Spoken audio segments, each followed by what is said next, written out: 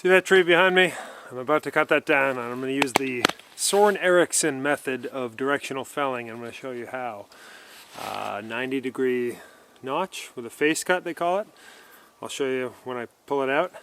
The purpose of that, when the tree falls, when it hits the horizon or the ground, that's when it snaps the hinge. But until it hits the ground, the hinge that you've left is what gives you the control that you need to directionally fell that tree to the ground right where you want it. You can put it right on top of a Coca-Cola Classic can if you like. But before I get going, sharpen your chain. If you don't have a sharp chain, there's no point in even starting. If you're interested in a tutorial on how to sharpen a chain, take a look at the video. Alright, let's get started. Helmet, chaps, steel-toed boots. Looks like it's pretty healthy all the way to the crown, so I'm not terribly worried about heart rot. Means I'll have a solid hinge, more than likely. The crown looks healthy. There's branches almost all the way to the top. This is a tight bit of wood, so they grew kind of tall and wonky. I'll be able to get some saw logs out of this. Where is it going? Where do I want it to land? Well, I've kind of opened up a little clearing here. It's gonna go and go and go, and it might engage in some of the tops of these pines, but they're all coming eventually anyway, and then all the way to the ground. The other consideration is, where am I gonna go? Once I make my cut, I'm gonna wanna go that way or that way. So I wanna have a couple clear points to escape, an escape route figured out. So I go through and limb up some things, limb up the branches, limb up some small trees. I've got my axe and my wedge ready for the directional felling technique that I'm going to show you here. That's about it. First of all, I want to clear out around it, just so I have a nice clean place to work. Get these small things, the dead branches, out of the way.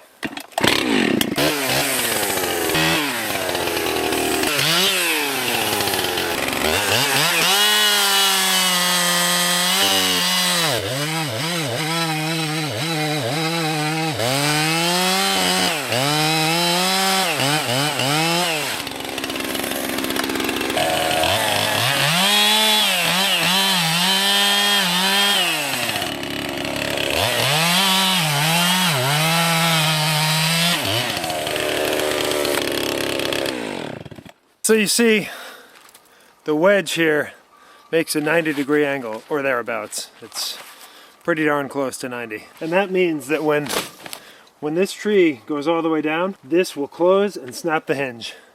So, there's two different ways to do this. I'm going to do, just in this case, I'm going to do a straight back cut. Some people would say that there's no way to do that safely. I think that's kind of balderdash. I'm going to be using wedges as well. The other way is the plunge cut method, as I'll show you here, but I like, in some cases, this works just fine. So I'll have my wedges ready, and I'll do a back cut, and I'll leave really big hinge. I'll tap my wedges in so it can't settle back, and I'll make my hinge a little bit smaller. On a tree this size, you want to, I don't know, 2 or 3 inches, maybe 3 inches. This is a pretty good sized tree. This is maybe 20 inches here at the butt, so maybe 2 or 3 inches, something like that. So, all right, get my wedges ready. Once I cut my notch, I like to put my finger here and here, and that way I can tell where it's going to fall. You line it up like that. A lot of modern saws have basically a sight on them, which have something 90 degrees to the bar.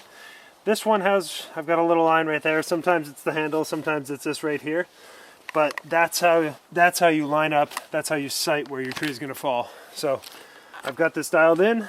This is about what you want your notch to look like, not going too far in or down. That's where they meet. And I'm going to do my back cut here.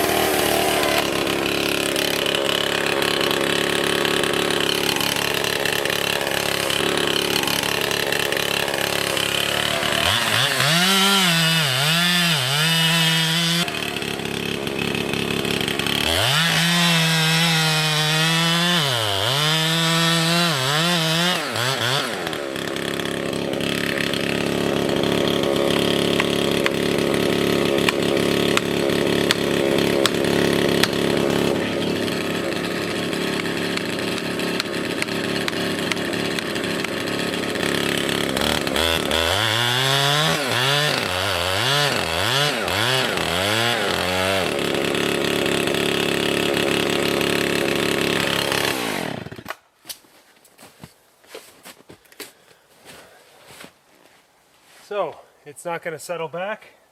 I've still got plenty of hinge left, and now I can work it down with the wedges.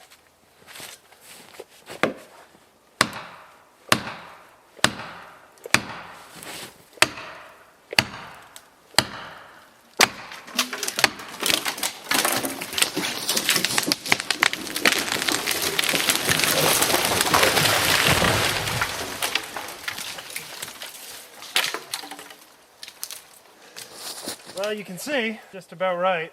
I was a little bit lower than I'd like to be, but I still had plenty of hinge. I had about 2.5 inches of hinge here. It went all the way to the ground with total control, and it snapped when it touched the ground, as you can see here.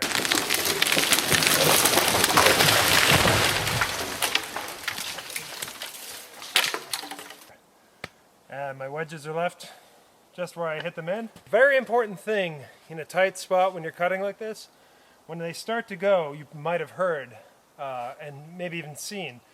This is why we wear hard hats. It's very important. And also, don't look up. I had a feeling some branches would break off and come down because you can see there's a couple trees right on top of each other here.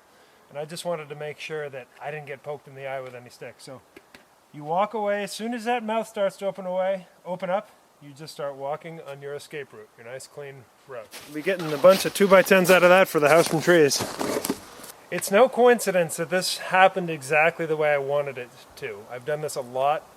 It's a lot of practice, a lot of time has gone into this. Mistakes happen and accidents happen, and in some cases I'll use mechanical advantage, as I'll demonstrate here, to ensure that I don't make a mistake. But with this method, I've had really good luck, and I've now been kind of at this for about 20 years, which makes me feel a little bit old.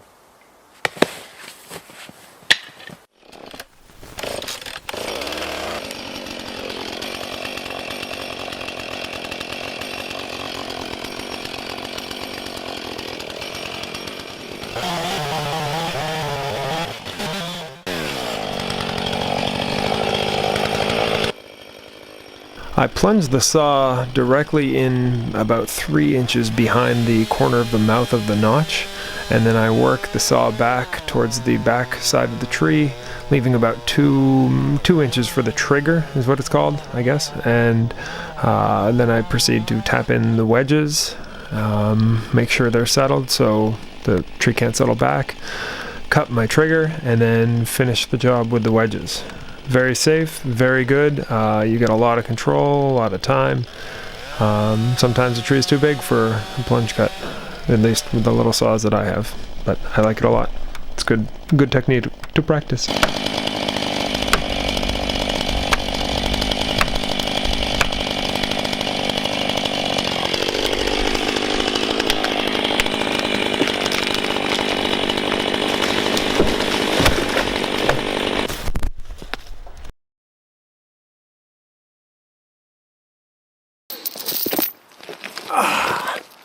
Well, I'm going to show you one more technique that if you have a tractor with a winch and a big old giant snatch block pulley and a chain, you can safely pull a tree in basically any direction you want.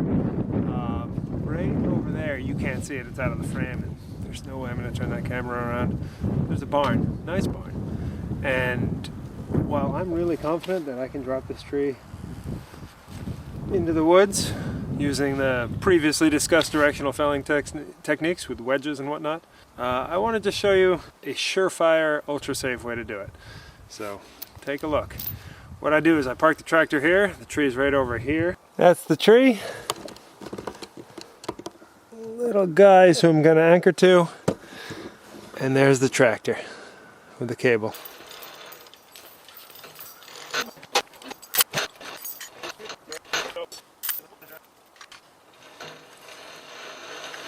So obviously, due to basic physics, you want to be as high up on this tree as possible. Really doesn't take all that much force.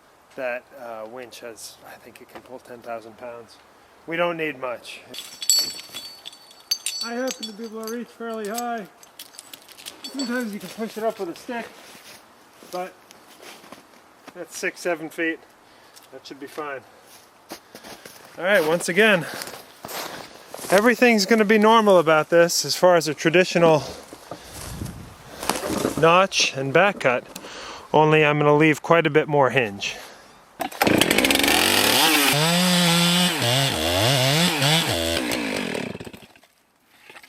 Oh, I hope that didn't run out of gas. I fear it may have.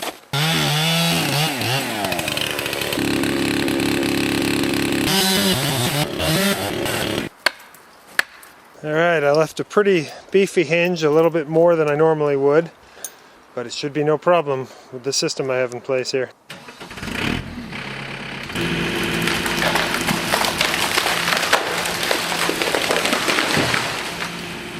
Et voila! Simple and safe. It's a great technique for directional felling if you have this equipment. You can do it with a truck and a rope or even a car if you have a snatch block. It's all about mechanical advantage. Long enough rope, but pretty effective. You see that? See that one up there still swaying? Right there, that's why we don't look up. You never know when that top's going to just snap and come down. So you give it a minute after they go through some trees like that.